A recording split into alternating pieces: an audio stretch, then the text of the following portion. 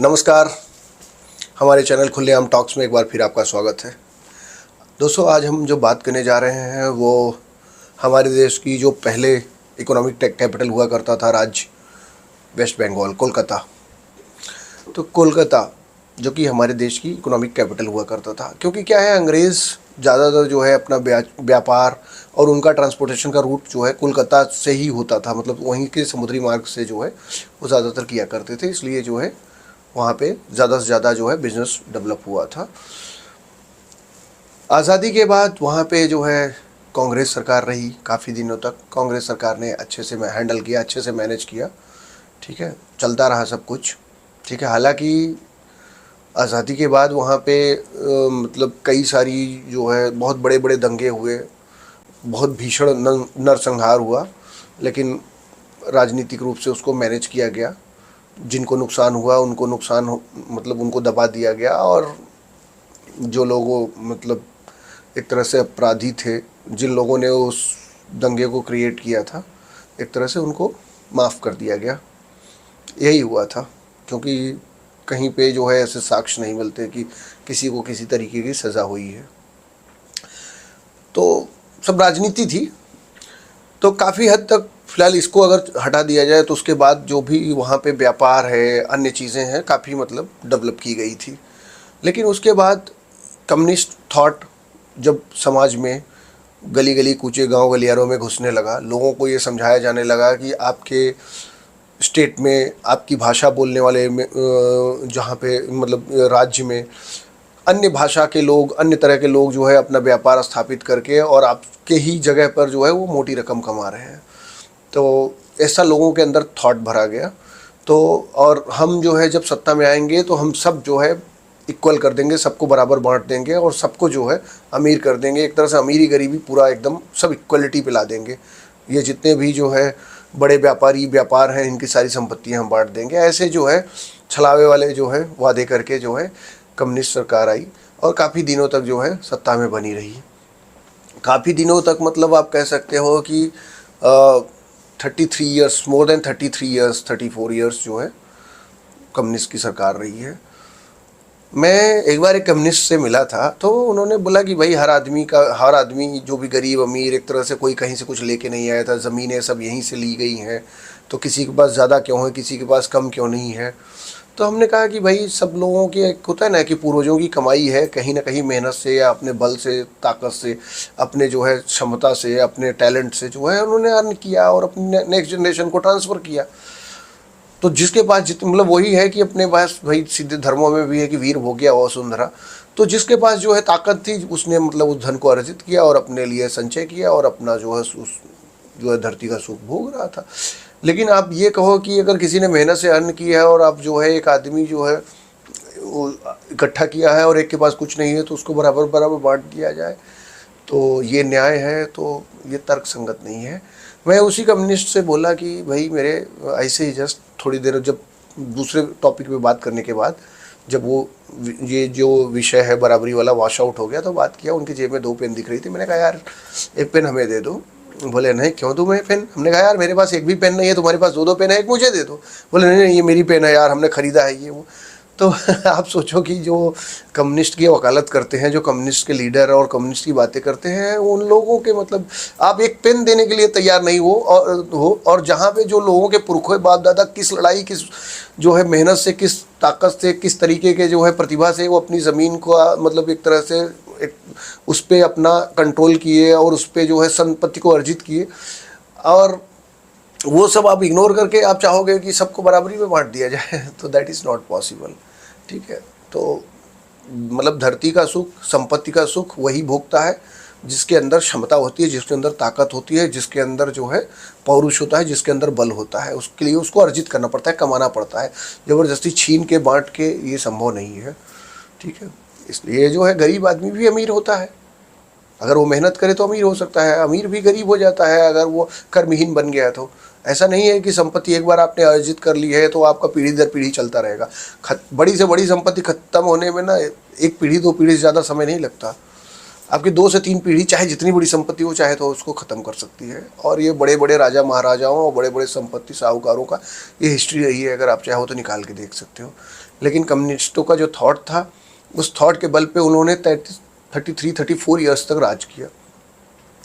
हालांकि फिर वहाँ पे कोई बदलाव नहीं है। बदलाव एक ही आया है कि उन्होंने जो है सारे व्यापारी उद्योगपति जब उनको जो प्रेशर डालने लगे, एक तरह से उनसे वसूली करने जबरन, लोगों को, गरीबों को नहीं बांटते थे, ये अपना खजाना भरने लगे, वसूली जबरन करने लगे। तो वहाँ से धीरे धीरे सारे व्यापार जो है वहाँ से मतलब मूव कर गए, दूसरी जगह पे चले गए। ज़्यादातर जो है विस्थापित होके जो है मुंबई और गुजरात या अन्य स्टेट में जो है, महाराष्ट्र, गुजरात या अन्य स्टेट में जो है स्थानांतरित हो गए। तो धीरे धीरे जो है दिल्ली, वहाँ कोलकाता का व्यापार एक तरह से डाउन हो गया, जो कि कोलकाता इंफ्रास्ट्रक्चर के मामले में, वेस्ट बंगाल पूरा इंफ्रास्ट्रक्चर के मामले में या सुख सुविधाओं के मामले में पूरे भारत में सबसे अग्रणी श्रेणी में था। आप समझ लीजिए कि मुंबई दिल्ली में जब मेट्रो बना है, अब उससे 20 साल 25 साल पहले जो है मेट्रो का जो है इतिहास जो है कोलकाता का है।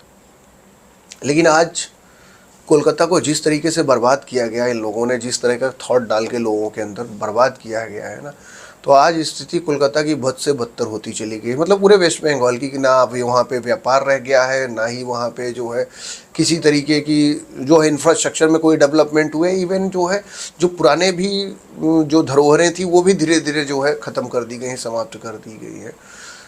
तो अल्टीमेटली जो है मतलब कम्युनिस्ट ने पूरी तरीके से बर्बाद ही किया। उसके बाद जो है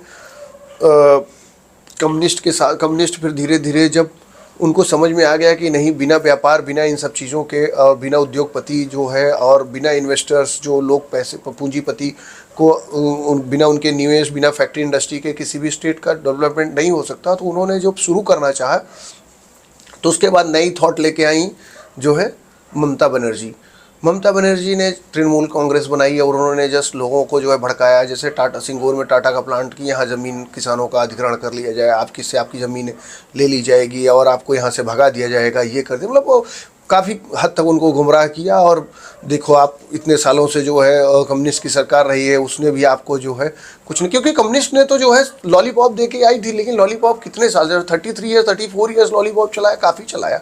उसके बाद जो है उस लॉलीपॉप एक तरह से एंटी इनकम्बेंसी थी ही लोगों के अंदर, तो उस लॉलीपॉप को जो है एक तरह से लोगों को रियलाइज़ कराया ममता बनर्जी, उन्होंने रियलाइज़ कराया। तो लोगों को समझ में आ गया कि हाँ, वाकई में अब तक जो है हमारे साथ जो है कम्युनिस्ट पार्टी ने जो है हमारे साथ छलावा किया। उसके बाद उन्होंने सबको अपनी ओर आकर्षित किया और उसके दम पे उन्होंने जो है टाटा का सिंगूर प्लांट जो है था, उसको जो है वहाँ से बंगाल से मतलब पूरी तरीके से हटा दिया, भगा दिया। उन्होंने भी मतलब एक तरह से जो स्ट्रेटजी खेली, वही गरीबों को क्या चाहिए, गरीबों को बैठे बैठाए अगर आप किसी संपत्ति का, धन का या किसी तरीके की सुख सुविधा का लालच देंगे तो तुरंत डाइवर्ट हो जाते हैं, तुरंत कन्वर्ट हो जाते हैं किसी भी तरीके से। तो उन लोगों जो है सारे लोग जो है मूव हुए ममता बनर्जी की तरफ। तो उस एक तरह से लोगों को प्रलोभन के साथ जो है प्रलोभन देख के लोगों को जो है रोजी पिक्चर दिखा के, सपने दिखा के वो सत्ता में आई और काफ़ी दिनों तक सत्ता में बनी रही। जब, और ऐसा नहीं है 15 साल तक सत्ता में रही हैं, तो उसमें बीच बीच में उन्होंने स्ट्रेटजी भी चेंज की। उनको सत्ता में बने रहने के लिए जब लोग कम पड़ते थे भारत में, तो उन्होंने दूसरे देशों से भी लोगों को बुला के मतलब एक तरह से अपना एक होता ना कि हर जगह पे एक संगठन बनाया, दूसरे देश से लोग आ रहे हैं तो उनको भी वोटर कार्ड कैसे बनना है, कैसे उनको जो है मतलब कि एक तरह से भारत के नागरिक के रूप में उनको कैसे उनको एक आइडेंटिटी देना है, कैसे उनको अपना वोटर बनाना है, उनको पूरे भारत के हर कोने कोने पे कैसे मूवमेंट कराना है और इलेक्शन के समय, वोटिंग के समय कैसे उनको इकट्ठा करके हमारे लिए खड़े कर देना है। मतलब उन्होंने एक सिस्टम बनाया।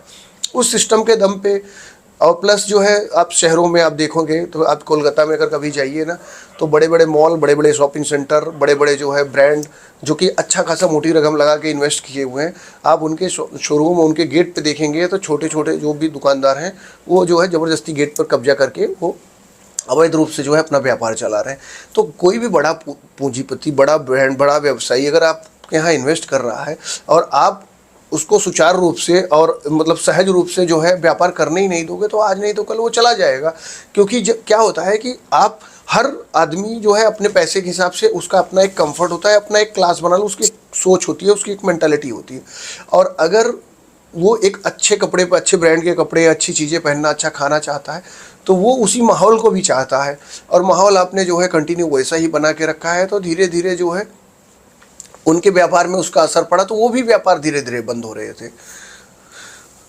हालांकि उसके बाद जो है वहाँ के लोगों को, जो मूल निवासी वहाँ के थे, उनको धीरे धीरे ये समझ आई कि कहीं ना कहीं हमारा मिसयूज हो रहा है। बस जो सरकारें आ रही हैं हमें सिर्फ जो है मिसगाइड कर रही हैं। अल्टीमेटली हमारे जो है ज़मीन की बातें, हमारे भाषा की बातें, भाषावाद के नाम पे, हमारे जो है मूल निवास के नाम पे, हमारे जो है लोकल मुद्दों के नाम पे जो है हमें बार बार भटका रही हैं। अल्टीमेटली किसी ने हमारे लिए कुछ किया नहीं है, कोई डेवलपमेंट। आप समझ लीजिए कोलकाता की स्थिति ये हो गई कि जो इंफ्रास्ट्रक्चर में सबसे ज़्यादा डेवलप्ड हुआ करता था, वो स्टेट का ये हालत हो गया है कि भारत का सबसे बड़ा प्रोस्टिट्यूशन सेंटर उस स्टेट में।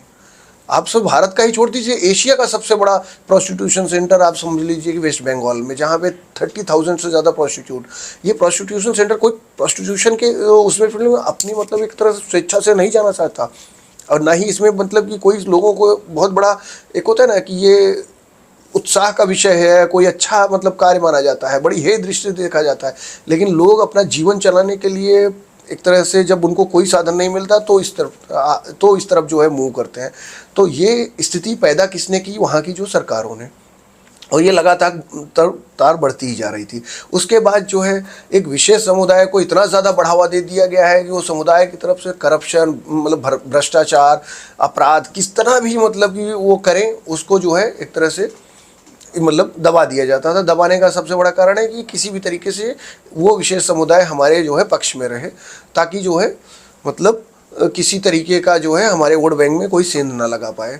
तो अब आप धीरे धीरे एक समुदाय को बढ़ावा देते जा रहे हो, करप्शन बढ़ाते जा रहे हो, तो जो और भी अन्य लोग हैं कहीं ना कहीं उनको अगर मतलब पढ़े लिखे हैं, चलिए ठीक है, आप किसी को 10 साल 20 साल 50 साल कितने साल तक बेवकूफ़ बना पाएंगे? तो कहीं ना कहीं एक तरह से जन जागृति हुई, लेट ही सही लेकिन जन जागृति हुई। तो लोग जो है समझे उस बात को कि किस तरीके से वेस्ट बंगाल को जो है पूरी तरीके से नरक बना दिया गया है, और दिन पर दिन जो है उसकी स्थिति हालत जो है बद से बदतर होती चली जा रही है। कोई भी कोलकाता का जो मूल निवासी है बता दे कि वेस्ट बंगाल में रहकर वो बहुत बड़ा जो है मतलब ये डेवलपमेंट प्लान, ग्रोथ या अपना करियर फ्यूचर देख रहा हो। सब अपने करियर सपने पूरे करने के लिए बड़े बड़े शहरों में, मुंबई, दिल्ली या अन्य शहरों में जो है वो मूव करना शुरू कर दिए थे, क्योंकि उनको समझ में आ गया कि यहाँ फ्यूचर नहीं है। व्यापार नहीं है तो फ्यूचर नहीं है, किसी तरीके का जो है प्रोडक्शन नहीं है, किसी तरीके का इम्प्रूवमेंट नहीं है, इंफ्रास्ट्रक्चर में डेवलपमेंट नहीं है, तो फ्यूचर नहीं है। तो वो सब मूव कर रहे थे। तो लोगों को समझ में आया। और सबसे बड़ी बात यह है कि विदेशी इतना ज़्यादा इकट्ठा हो गए थे, मतलब आप समझिए कि इन नेताओं को की बेशर्मी देखो कि मतलब इनको वोट चाहिए, वोट के लिए आतंकवादी को भी जो है identity ID card, voter card बना के दे देंगे। सत्ता में बने रहना कितना ज़्यादा महत्वपूर्ण है, यहाँ के आप नेताओं से सीख सकते हो। सत्ता में बने रहने के लिए किस हद तक गुजर सकते हैं आप भारत के जो है नेताओं से सीख सकते हो। मतलब सत्ता इनके लिए, सत्ता से ज़्यादा महत्वपूर्ण इनके लिए कोई चीज़ हो ही नहीं सकती। उसके लिए ये देशभक्ति की आपको नाटक करेंगे, दिखावा करेंगे, छलावा करेंगे, ठीक है, सत्ता के लिए। फिर उसके बाद जो है सत्ता के लिए आतंकवादी को भी जो है ये मतलब देश का नागरिक बना के प्रेजेंट कर देंगे। सत्ता के लिए मानवीय संवेदना की भी बात करेंगे। सत्ता के लिए ये कत्लेआम होता रहे तो भी चुप हो जाएंगे, उसको दबाने की भी कोशिश करेंगे। मतलब जहाँ भी सत्ता की बात आती है, न्याय वहाँ ख़त्म हो जाता है। सत्ता पे कोई असर पड़ने की अगर उनको थोड़ा सा भी मतलब कि आहट मिलती है, तो फिर उसको न्याय को दरकिनार करके सत्ता में बने रहने के लिए क्या सोल्यूशन हो सकता है वो करते हैं। तो अल्टीमेटली ये मैं वेस्ट बंगाल की ही बात नहीं कर रहा हूँ, और राज्य भी हैं, हर राज्य में भी यही सारी चीज़ें हो रही हैं, ठीक है। ऐसा नहीं है, कहीं पे कम है कहीं ज़्यादा है, लेकिन हो रहा है हर राज्य में। तो अभी मतलब 2026 जो कि अभी नई सरकार बीजेपी की चुन के आई है, मैं ये नहीं कहता कि बीजेपी की सरकार बहुत ही मतलब दूध की धुली हुई है और बहुत ही जो है अच्छी सरकार रही है। आप बीजेपी की सरकार में भी देखेंगे तो बहुत ज़्यादा से ज़्यादा लोग जो है तृणमूल कांग्रेस मतलब ममता की ही पार्टी से या अन्य पार्टी से ही लोग टूट के आए हैं और इसमें मिले। यहाँ तक कि जो अभी जो बीजेपी के मुख्यमंत्री बने हैं वो भी ममता बनर्जी की ही मतलब एक समय एक बहुत खास हुआ करते थे। और ऐसा नहीं है, उनके कई सारे लाइव वीडियो भी है करप्शन के। बट ओवरऑल देखा गया कि बॉर्डर स्टेट होने के बाद बीजेपी ने एक स्ट्रेटजी बनाई कि कोई भी किसी का भी सहारा लेना पड़े लेकिन हम सत्ता में आए। ऐसा मतलब उनका कहना है कि हम सत्ता में आए ताकि जो है देश सुरक्षित रहे, जो बाहर से लोग आ रहे हैं उन एक तरह से उनको रोका जा सके, जो पूरे देश में जो है एक तरह से जो है इन्फेक्शन फैला रहे हैं जो है बंगाल के बॉर्डर के रास्ते से वेस्ट बंगाल से, वो बंद किया जा सके। तो लोगों ने उनके ऊपर भरोसा किया और एक तरह से उनको पूर्ण बहुमत की सरकार दिया। मैं ये नहीं कह रहा हूँ कि बीजेपी बहुत दूध की धुली है, लेकिन यह है कि जितने करप्ट, भ्रष्ट, चोर, जिनका जो है एक हिस्ट्री और जिनका सब कुछ उजागर होकर निकल के आया है, उसमें अगर देखा जाए तो अगर आप देखोगे उनके ग्राफ में सबसे नीचे आती है, थोड़ा सा नीचे है, काफ़ी नीचे है। तो इसलिए अब भाई चोरों की लिस्ट बनाई तो अब सारे कंपटीटर जो है, सारे कंटेस्टेंट जो है भाई चोर ही हैं। तो अल्टीमेटली आप चुनोगे किसको? भाई आप वही करोगे ना कि जो सबसे कम है एटलीस्ट आपकी नज़र में, तो उसको चुन लो। तो अल्टीमेटली कोई दूध का धुला नहीं है। फिर भी जो हुआ अच्छा हुआ। जो सरकार आई सत्ता में, मतलब कंपेयर टू अदर्स जो पहले थी उससे तो ठीक है, बेटर है। कम से कम अगर आप कोई नया विज़न, नया मिशन, नए वादे करके आते हो तो कुछ तो करोगे, उसमें कुछ तो इम्प्रूवमेंट है। जिसको मतलब कि जो है पहले से मिला हुआ है, जिसको ये मतलब एक तरह से सत्ता कंटिन्यू चलती जा रही है और बस उनको उसमें बने रहने के लिए जो है बस जो भी मोमेंट है वही लेना है। तो फिर नए थॉट्स, नए आइडियाज़, नई क्रिएटिविटी और नया जो है मतलब डेवलपमेंट कुछ नहीं आता। तो एक तरह से नई सरकार आती है तो कहीं ना कहीं कुछ नया इनोवेटिव कुछ लेके आती है। तो उम्मीद है कि कुछ अच्छा होगा, ठीक है। और मैं यही कहूँगा लोगों से कि धीरे धीरे पॉलिटिक्स, जनता से, कि जितना भी करप्शन है, जैसे कि भारतीय जनता पार्टी क्या करती है कि करप्ट लोगों को एक तरह से वॉश करती है, मतलब एक तरह से उनको सर्टिफिकेट देती है। वैसे मैं कहूँगा जनता पब्लिक से कि आप चाहे जिस पार्टी का हो उसी को आप सिलेक्ट करो, उसी को चुनो जो पहले से कहीं ना कहीं आप खुद से आइडेंटिफाई कर सकते हो। अभी तो लोग पढ़े लिखे हो गए हैं, पहले से ही जो है मतलब एक तरह से एक अच्छी छवि वाला व्यक्ति हो।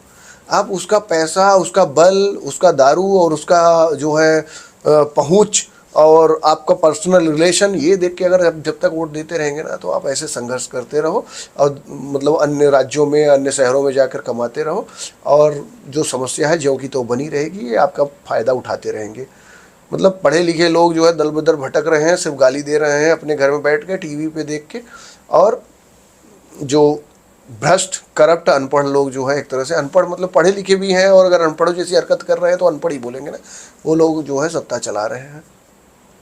तो कहीं ना कहीं जो है पढ़े लिखों को ज़्यादा से ज़्यादा जो है पार्टिसिपेट करना चाहिए। और कहीं ना कहीं भारत में जितने भी राज्य हैं उनके लिए सबसे बड़ा एजेंडा होना चाहिए, सबसे, आप किसी भी राज्य से हो, सबसे बड़ा होना चाहिए कि सबसे पहले आपका कंट्री फर्स्ट। हमारे देश के लिए क्या महत्वपूर्ण है, देश के लिए क्या क्या चीज़ें होनी चाहिए, क्या क्या करना चाहिए, देश के लिए जो है क्या देश के हित में है, क्या देश के हित में है, सबसे पहले उसका ध्यान रखना चाहिए। उसके बाद राज्य के लिए, जिस राज्य के आप मुख्यमंत्री हो, जिस राज्य की सत्ता में हो, राज्य के लिए। क्योंकि क्या होता है ना कि आप राज्य के फ़ायदे के लिए आप देश को जो है आप एक तरह से मतलब कि सेक्रीफाइस नहीं कर सकते, क्योंकि देश जो है आपकी आइडेंटिटी है। वरना आपके देश पे अगर हमला होगा तो राज्य पे हमला होने में ज़्यादा टाइम नहीं लगेगा। आपके देश को नुकसान पहुंचेगा तो राज्य को नुकसान होने में जो है ज़्यादा टाइम नहीं लगेगा। तो मतलब लोगों को ये है कि सेल्फ एनालिसिस करने की ज़रूरत है। बार बार बहुत सारे लोगों ने समझाया, मैं भी बोल रहा हूँ, मैं भी समझा रहा हूँ, लेकिन इलेक्शन आते ही लोग जो है ना फिर वही देखते हैं कि कहाँ दारू मिल रही है, कहाँ पैसा मिल रहा है। मतलब सारे जो 5 साल की, 10 साल की गाली है वो सब भूल जाएंगे। बस 2-4, 10,000, 15,000 रुपये, जो कि दिन का 2-4 रुपये का, 1-2 रुपये के हिसाब अगर जोड़ा जाए तो 1-2 रुपये का दिन का होता है, उस पर जो है आराम से बिक जाते हैं और वोट देते हैं। मैंने मतलब ऐसा नहीं है कि पढ़े लिखे लोग नहीं करते, ये पढ़े लिखे लोग, अच्छे समझदार लोगों का माथा फिर जाता है इलेक्शन टाइम पे, वो पैसे लेके वोट दे देते हैं, कुछ खा पी के वोट दे देते हैं, पर्सनल जो है जस्ट रिलेशन के बेस पे वोट दे देते हैं। वहाँ पे वो कभी उस कैंडिडेट का जो है ये नहीं देखते, कि एनालिसिस नहीं करते, रिव्यू नहीं करते कि वो कैंडिडेट कैसा है, वो कैंडिडेट क्या उस राज्य के लिए या उस जिस इलेक्शन के लिए पार्टिसिपेट किया, क्या उसके लिए वो एलिजिबल है, क्या उसके लिए वो सही कैंडिडेट है, क्या वो उस एरिया के हित में होगा। किसी को इस बात से कोई लेना देना नहीं। सब पार्टी देखेंगे, जात देखेंगे, धर्म देखेंगे और मतलब कि अपना पर्सनल रिलेशन देखेंगे और हमको पर्सनली क्या फ़ायदा होने वाला है, इस बेस पे जो है वोट करते हैं। जब तक ये करते रहोगे तो ना हमेशा दर बदर भटकते रहोगे और गाली देने के लिए लोगों के लिए बने रहोगे, बाकी कुछ होने वाला नहीं है। इसलिए जो है ना, मैं जनता से ही कहना चाहूँगा कि सबसे पहले अपनी खुद की सोच बदलो, आप खुद को बदलो। कोई नेता में प्रॉब्लम नहीं है, कोई पार्टी में प्रॉब्लम नहीं है। अल्टीमेटली वो आपकी सोच के हिसाब से वो अपना स्ट्रक्चर बना के रखे हैं। जिस दिन आपकी सोच बदलेगी अपना स्ट्रक्चर चेंज कर लेंगे। वरना जनता ही है ना जिस कैंडिडेट का विरोध करती है, जिस कैंडिडेट के खिलाफ आती है, उसकी टिकट वो पार्टी खुद ही काट देती है। आप देख लो, यूपी में कई सारे सांसद थे जो कि पहले से सांसद थे, बट कुछ रीजन से उनका विरोध हुआ, उसको जो है पार्टी ने टिकट नहीं दिया। तो आपको जगना होगा, आपको सजग होना पड़ेगा, आपको जागरूक होना पड़ेगा। वरना जो है बड़ी बड़ी बातें करते रहो, ज्ञान देते रहो, और उसके बाद जो है खुद जो है आपको कुछ नहीं करना है। मतलब भगत सिंह पैदा होना चाहिए। भगत सिंह जो है, क्योंकि भगत सिंह जो है आज़ादी दिलाएगा, लेकिन भगत सिंह हमारे यहाँ नहीं, पड़ोसी के यहाँ। मतलब आप सब कुछ अच्छा हो, अच्छा करे और सही आदमी चुने, लेकिन पड़ोसी हम नहीं, हमारी जिम्मेदारी नहीं है। तो भैया अच्छा करने की अगर बात कर रहे हो, सुधरने की बात हो, सबसे पहले खुद से शुरू करो। खुद से, खुद के घर से शुरू करो, फिर आप पड़ोसी को बोलो, फिर मोहल्ले को बोलो, फिर अपने गांव को बोलो, फिर उसके बाद एरिया को बोलो, तालुका को बोलो, फिर ज़िले को बोलो, फिर स्टेट को बोलो, तब जो है देश को बोलो, तभी जाके सुधरने वाला है। अगर ये वीडियो आपको थोड़ा सा भी पसंद आया तो प्लीज़ आप इसको लोगों को शेयर करिए। और अगर थोड़ा सा भी हमारे थॉट से आप इत्तेफाक रखते हैं तो ज़रूर कमेंट में लिखकर आप अपने व्यू ज़रूर दीजिए। और किसी तरीके का अगर हमारा जो भी वक्तव्य है आपको मतलब मानसिक रूप से या किसी तरीके का आपको की भावनात्मक ठेस पहुंची हो तो उसके लिए हम माफ़ी चाहेंगे। लेकिन जो भी बातें थी ये दिल से थी। धन्यवाद।